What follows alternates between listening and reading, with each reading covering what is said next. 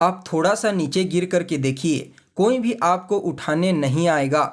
जबकि दोस्तों उड़ करके देखो, आपको नीचे गिराने हजारों आ जाएंगे। नमस्कार दोस्तों, मैं ज्योतिष आचार्य वासुदेव मिश्रा आपका अपने चैनल सत्य की खोज में हार्दिक अभिनंदन करता हूं। दोस्तों आज का यह ज्योतिष का कार्यक्रम आप लोगों के लिए यानी कि मिथुन राशि वालों के लिए बेहद ही ज़्यादा खास कार्यक्रम साबित होगा। जैसा कि आपने थंबनेल में स्पष्ट रूप से देख ही लिया होगा कि मंगल का तांडव देखेगी पूरी दुनिया। आपकी किस्मत होगी सातवें आसमान पर। सफलता और भाग्य की ऐसी सीढ़ी आज तक नहीं देखी होगी। जी हाँ दोस्तों, आपने बिल्कुल ठीक सुना। कुछ ऐसा ही अब आपके जीवन में होने वाला है, क्योंकि आज हम चर्चा करेंगे सेनापति मंगल महाराज के राशि परिवर्तन प्रभाव के बारे में। जी हाँ, 28 दिसंबर 2023 की प्रातः 3:02 पर भूमिपुत्र अपनी वर्तमान वृश्चिक राशि को छोड़ करके अपने मित्र देवगुरु बृहस्पति की मूल त्रिकोण राशि धनु राशि में प्रवेश कर चुके हैं, जहां पर वह 5 फरवरी 2024 की शाम तक रहेंगे। फिर उसके पश्चात अपनी उच्च राशि मकर राशि में प्रवेश कर जाएंगे। वैसे देखा जाए तो मंगल एक राशि में लगभग 45 दिनों तक के लिए गोचर करते हैं, लेकिन दोस्तों जब मंगल के गोचर की चर्चा की जाती है तो सदैव इसकी बृहद चर्चा होती है। क्यों? क्योंकि कर्म प्रधान विश्व रचि राखा। जो पुरुषार्थी हैं, जो पुरुषार्थ में विश्वास करते हैं, कर्म में विश्वास करते हैं, उनके लिए मंगल के गोचर को समझना अत्यंत ही आवश्यक है। क्योंकि मंगल हिम्मत है, शक्ति है मंगल, पराक्रम, हथियार, ऊर्जा, वाद विवाद, क्रोध और अहंकार है मंगल। मंगल अपने इन्हीं कारकत्वों के कारण हमारे जीवन के विभिन्न पहलुओं को नियंत्रित करते हैं। कुंडली में मंगल का बलवान होना जातक को साहसी प्रवृत्ति का बना देता है, किसी से न दबने वाला, सदैव मेहनत में विश्वास रखने वाला। और अगर वहीं मंगल कमजोर हो जाता है तो यह जातक को दब्बू प्रवृत्ति का बना देता है। परेशानियों से जातक शीघ्र ही घबरा जाता है। इसलिए हर किसी की कुंडली में इनका बलवान होना बेहद ही आवश्यक माना जाता है।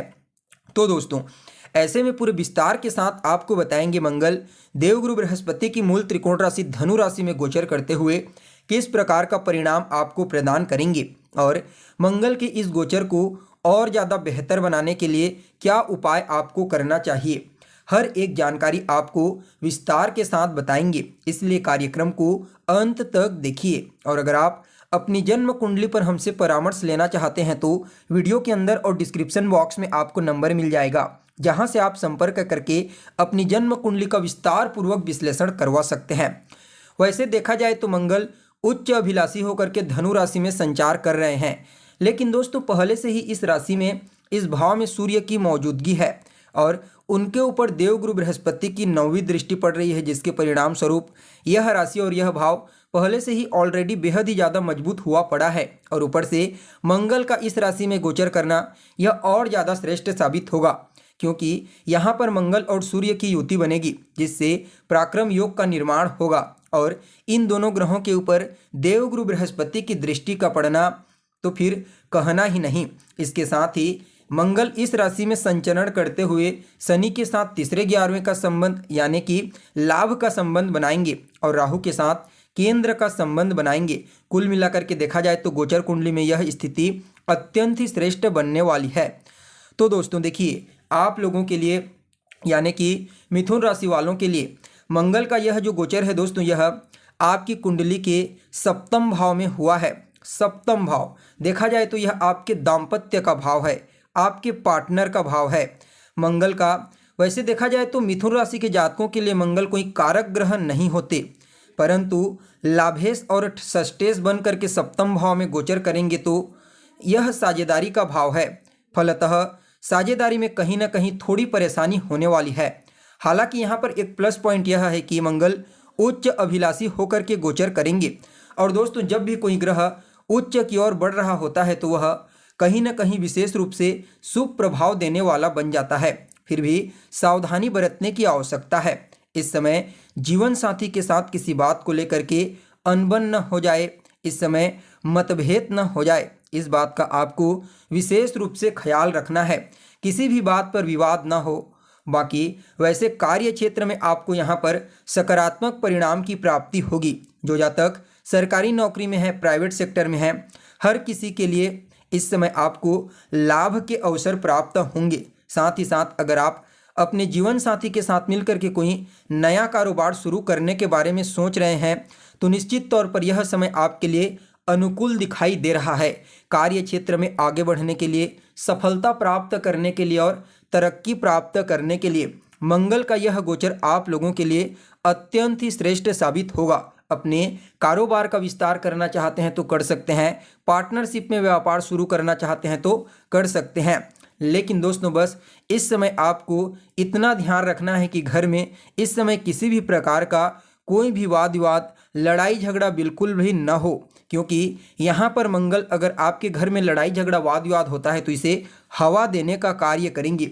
इस समय बेवजह की गलत फहमियाँ उत्पन्न कर सकते हैं। बेवजह की गलत फहमियों से आपके रिश्तों में दरार उत्पन्न हो सकता है, इसलिए बेवजह की गलत फहमियाँ अपने दिमाग में पालिए ही मत। तो वहीं नौकरी पेशा जो हैं, जो आपके आसपास कार्य करते हैं, आपके सहकर्मी हैं, उनका कहीं ना कहीं सहयोग आपको इस समय प्राप्त होता रहेगा। इसके अलावा जो लोग व्यापारी हैं, कारोबारी हैं, उन लोगों को भी इस समय उनके कारोबार को नई दिशा प्रदान करने का मौका मिलेगा। यानी कि कुल मिलाकर के देखा जाए तो इस गोचर काल को आपके लिए मैं 80-20 वाली बात कहूँगा। यानी कि 80% अच्छा साबित होगा, 20% खराबी है। और उसमें ज़्यादा समस्या कहाँ होगी तो वह होगी आपके दाम्पत्य जीवन में, वैवाहिक जीवन में। जीवन साथी के साथ वैचारिक मतभेद उत्पन्न हो सकता है, कलह क्लेश की स्थिति बन सकती है पारिवारिक जीवन में। यहीं पर मैं आपको बता दूं, इसलिए इन चीज़ों को लेकर के आपको थोड़ा ज़्यादा ही सतर्क रहने की आवश्यकता है। जैसा कि आपको मालूम है, मंगल के पास 3 दृष्टियां हैं। मंगल अपनी चौथी दृष्टि से आपके दसम भाव को देखेंगे और देखा जाए तो अभी वर्तमान समय में दसम भाव में राहु का गोचर हो रहा है आपकी कुंडली में। और दसम भाव में राहु कारक होते हैं, खास करके वृषभ राशि वालों के लिए, मिथुन राशि वालों के लिए मैं लगातार बताता हूं, जो भी परिवर्तन हो रहा है, चाहे राहु का हो, गुरु का हो, इस समय बहुत ही अच्छी स्थिति में है। शनिदेव की स्थिति भी बहुत अच्छी है। तो मंगल का यह संबंध अत्यंत ही श्रेष्ठ स्थिति उत्पन्न करेगा।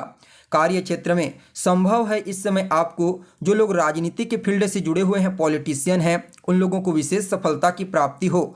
कुछ लोग आपके खिलाफ थोड़ा बहुत षड्यंत्र भी रच सकते हैं, लेकिन दोस्तों शत्रु आपका कुछ बिगाड़ नहीं पाएगा। हालांकि इस समय मानसिक अशांति थोड़ी बनी रहेगी, लेकिन फिर भी आपका कुछ बिगड़ने वाला नहीं है। लेकिन हाँ दोस्तों, यहाँ पर मिथुन राशि के जातकों को मैं एक पॉइंट में कहना चाहता हूँ, क्षणे रुष्टा क्षणे तुष्टा, इस बात को हमेशा आपको अपने ध्यान में रखना चाहिए। इसी गलती के कारण आपको बहुत जगह सिर्फ नुकसान हो जाता है, तुरंत गुस्सा आ जाता है, तुरंत चिड़चिड़ापन। इस चीज़ को आप ज़्यादा थोड़ा सा नियंत्रित करें तो बेहतर होगा। इस समय मंगल का जो प्रभाव होगा वह आपके व्यक्तित्व के ऊपर भी पड़ने वाला है। तो इस दृष्टिकोण से देखा जाए तो कोई भी फैसला आपको जल्दबाजी में इस समय नहीं करना है, अन्यथा वह फैसला आपके लिए नुकसानदायक साबित हो सकता है। दूसरे भाव पर मंगल की दृष्टि पड़ेगी और दूसरा भाव होता है आपकी वाणी का, खान पान का। तो ऐसे में दोस्तों इस समय अपनी वाणी पर तो आपको नियंत्रण रखना ही रखना है, साथ ही साथ राहु की दृष्टि भी रहेगी। तो ऐसे में आपको अपने खान पान पर विशेष ध्यान रखने की आवश्यकता है। दांतों से संबंधित परेशानी उत्पन्न हो सकती है। इसके अलावा जो गला से संबंधित तकलीफ है उनको परेशानी हो सकती है। इस समयावधि में देखा जाए तो कहीं ना कहीं आपकी वाणी कठोर हो सकती है, सामने वाले को आपकी वाणी चुभ सकती है, इसलिए अपनी वाणी में मधुरता लाने का प्रयास कीजिए। बाकी यह गोचर आपके कार्य क्षेत्र के लिए, आपके आगे बढ़ने के लिए, सफलता प्राप्त करने के लिए उत्तम कहा जा सकता है। बस आपको यहाँ पर अपने रिश्तों पर, अपनी वाणी पर और खान पान पर ही विशेष रूप से ध्यान रखने की आवश्यकता है। बाकी इस गोचर काल को मैं आपके लिए अच्छा कहूँगा। फिर भी सभी मिथुन राशि के जातक को, आपको अगर आपके घर के आसपास कोई सफाई कर्मी आते हैं तो उन्हें मंगलवार के दिन मशरूम की दाल दान कीजिए। अगर कोई नहीं मिलता है तो आप शिव मंदिर में जाकर के मशरूम की दाल दान कर सकते हैं, इससे आपको फायदा मिलेगा। साथ ही साथ हनुमान जी की आराधना कीजिए, इससे भी आपको फायदा मिलेगा। तो दोस्तों कैसी लगी आपको जानकारी, कमेंट करके बताइए। फिर मिलते हैं एक नए और ताज़ा एपिसोड में, तब तक के लिए नमस्कार।